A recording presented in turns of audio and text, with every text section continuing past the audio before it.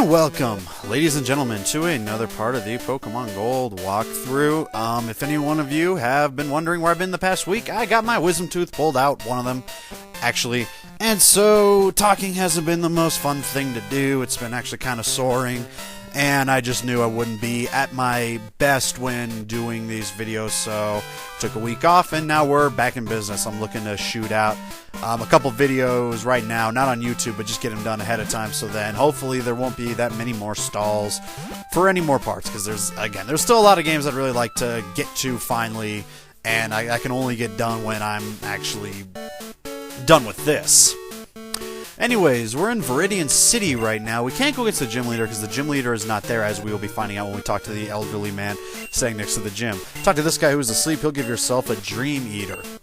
While you're in Viridian City, in that one patch of water that we went through, you can surf for a Poliwag 90% or a Poliwhirl 10%, or you can fish for a Magikarp 85%, a Poliwag at 15% with the old rod, Good Rod 65 Poliwag, 35 Magikarp, and Super Rod 70 Poliwag, 20 Magikarp, and 10 for Poliwhirl. You know, just right out there. And again, we will be going against a gym leader in this gym once we find out who, well, okay, not even so much who it is, as he basically says that a boy from Palatown took it over. So it can be one or two people. It can either be red or it can be blue. Take your guesses as to who you think it is. If you haven't played this, everyone and their grandmother has played this game. Down onto Kanto Route number 1. Only grass that you can go into. Very short list of what you can catch. Pidgey, all three versions, 45% chance, in the morning and afternoon. Rattata, all three versions, 30% chance in the morning and afternoon. And only in the gold and silver version, it's 55% chance in the afternoon, 50% chance in the afternoon. At night, in the crystal version for Rattata. Sentret, all three versions, 20% chance morning and afternoon. Furret, all three versions, 5% chance morning and afternoon. Hoot, all three versions, 45% chance at night, and the other 5% chance in the crystal version is for a Raticate. Very slim pickings there. All of these you can get in the very beginning, so again, if you haven't got them yet, there you go. You can finally get them. And they're all at very low levels as well, because this is obviously where we start off in Generation 1, so nothing but level 2s and upward to level 6, I think, being the highest that you can get. And really just bring an extremely low-level Pokemon, or just bring an Ultra Ball, and you don't have to do any kind of damage. You can just capture it right then and there. Again, mainly for trying to finish out the Pokedex. In this video, we're basically doing some earlier exploring, going through Viridian, Route 1, Palatown, and then start surfing in Route number 21 down over to the Cinnabar Islands.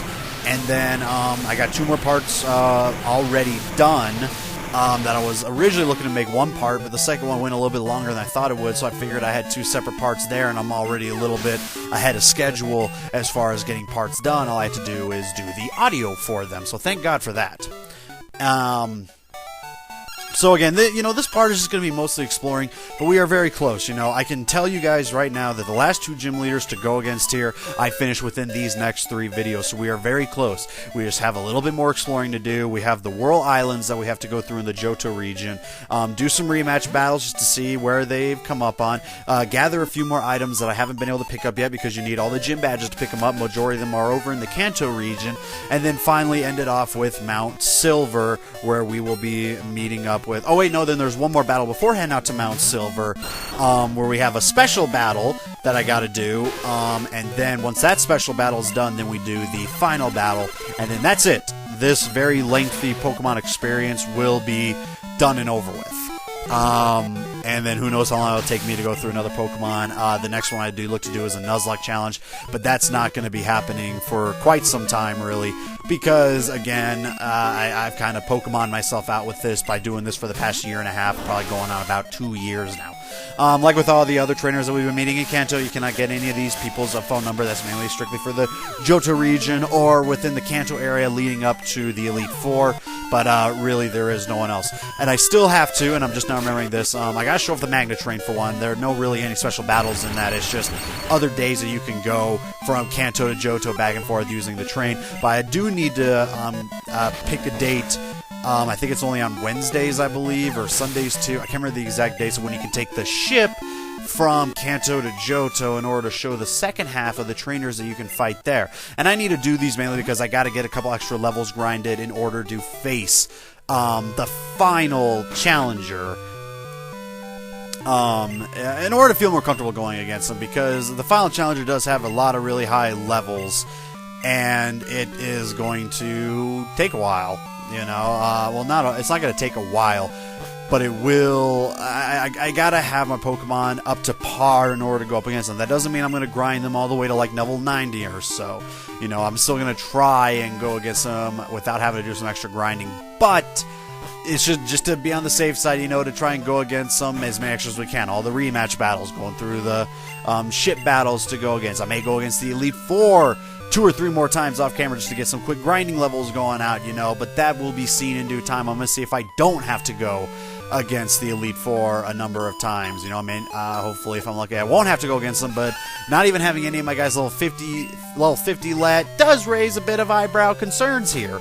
So, you know, we got to keep an eye on that. Anyways, Pallet Town here, that little water area, you can get yourself some nice Pokemon. If you're surfing, a Tentacool at 90%, Tentacruel at 10%, fishing with the Old Rod, Magikarp 85%, Tentacool 15%. Excuse me, I'm having trouble talking, I don't know why.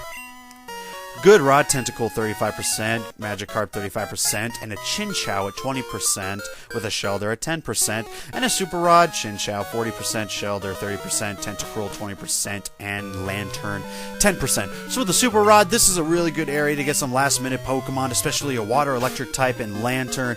Get yourself, you know, a Shelder, raise it up to a Cloyster in order to get yourself a good Water Ice type if you wish. I've already got my Lapras, and that already has me very happy. Going down into route number 21 on our way southward to the Cinnabar Islands. There's only one of them. I'm thinking of the Sifo Islands there. I mean, that's why I'm having so much trouble talking. I just belched there. Had a lot of really good, not fried chicken, but like hot chicken wings, and boy were they good. And I think I ate too much, and so now I'm starting to belch a little bit because of it. And that's probably why I've been having so much trouble talking. Anyways, route number 21. If you're playing the Crystal version, get yourself a Rattata 30% or Eradicate at 10% within the grass area to the right-hand side of when we just first start going down. Gold Silver version, get yourself a Tangela at 95% chance morning and evening, and 90% chance at night, because that's basically one of the main things you'll be getting in those versions. In the Crystal version, however, it's 50% chance morning, afternoon, and 60% chance at night. The rest of the percentage all goes to Mr. Mime. In the Gold and Silver version, you have a 5% chance in the morning and at night, with a 10% chance in the afternoon, while in the Crystal version, it's 10% chance in the morning and in the afternoon. So, you know, Tangela or Mr. Mime, whichever one you have in your Pokedex. If you don't have either of them, go for it. Surfing is actually quite different from Pallet Town. Once you get past the little barrier, the stats completely change. However, these stats stay exactly the same for both Route 21, Cinnabar Island, and Route number 22. So there's not as many stats to go through as you would think. Tentacool at 90% with a Tentacruel at 10% surfing all throughout that whole entire area. If you want to fish, Route 21, Cinnabar Island, or Route 22, Magikarp at 85% chance and a Krabby at 15% chance with the Old Rod. With the Good Rod, 55% chance for a Krabby, 35% chance for a Magikarp. In the morning and afternoon, 10% chance it's a Corsola, 10% chance at night only it is a Staryu. And with the Super Rod, it's a 60% chance you'll get yourself a Krabby, 30% chance in the morning afternoon you get yourself a Corsola, 30% chance at night you'll get yourself a Staryu, and 10% chance you'll get yourself a Kingler. So this is one of the few times where day and night is actually going to have an effect on your fishing for a Corsola in the morning or a Staryu at night, you know. So you're just throwing in a little curveball there. But again, for those extra Pokedexes, you know, it's well worth knowing that. And again, that's for all of Route 21, 22, and the Cinnabar Island, because there are no grass areas to get. It's just nothing but surfing and fishing. Number of trainers to go against, none of them too terrible or even tough whatsoever, really, especially with my levels compared to them.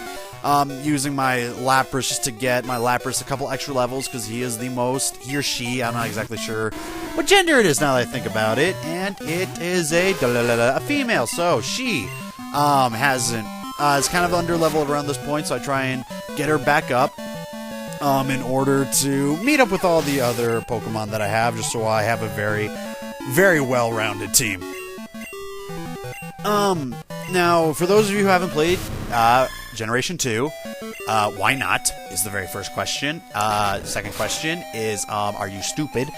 Third question, there is really no third question, but I'm just going to be pointing out, for those of you that just do not know, Cinnabar Island has been destroyed by a volcano that we are soon going to see, so the gym leader is not going to be over there. He actually moved over to the Sifo Islands, and the Sifo Islands are no longer like a giant cave that has Articuno anymore. Instead, it's the new gym. You walk in, you face the gym leader, and that's it, but that will be seen within the next part.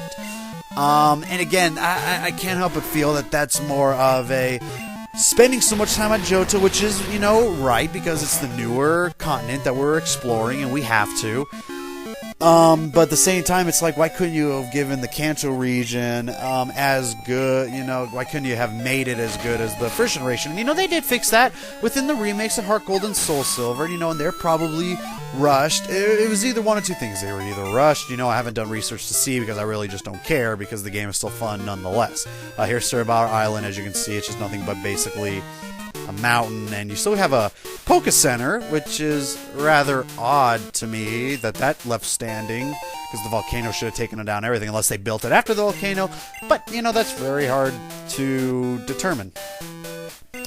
What the hell was I talking about? I really don't care if, you know, for what reasons, why Kanto region, you know, why we don't have the forest, why has Seafoam Islands been reduced to just a gym leader cave, why isn't the cave you can find Mewtwo, why is it no longer there, you know, it doesn't really matter to me. But here's Blue, the one that obviously is now the gym leader in a Viridian City.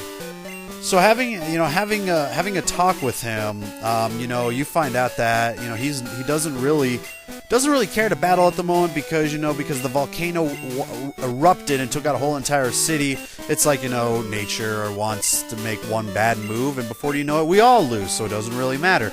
But, you know, after a while, he's like, you know what, but you seem like a very tough trainer, and I am a very tough trainer. And he thinks to himself, you know what, I gotta take on this challenge. So we will see him at the gym, and he will be our final challenge. You can go and battle him right now, but since you're already on the waters, you might as well, you know, go take on the other gym leader first, and then go up to him, which is what we are looking to do, as we are going to look to go across route number 22 on our way to the Seafoam Islands. That is completely decimated in a way, and I'm using this time to try and find trainers, which he's the only one that you meet before hitting the islands. I didn't know how far into this certain part I'd be going, and I figured, no, I might as well go all the way to the Seafoam Islands and then wait till the next part to take on the gym leader.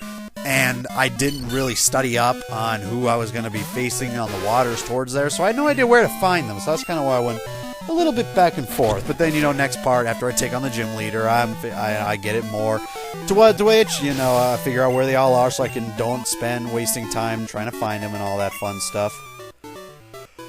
Okay, a little tired right now, but I'm not going to let that slow me down. I'm looking to get audio for all three of these parts done right now, so then I don't have to really worry about getting any done until the next week. And then if I can keep this kind of pace going, I should have this done so far ahead of time that there'll be no excuse for me not to upload. But as you can see, I'm kind of looking around right now just to show you guys that, yes, that this is really all the Seafoam Islands are, and we'll see what's inside next time.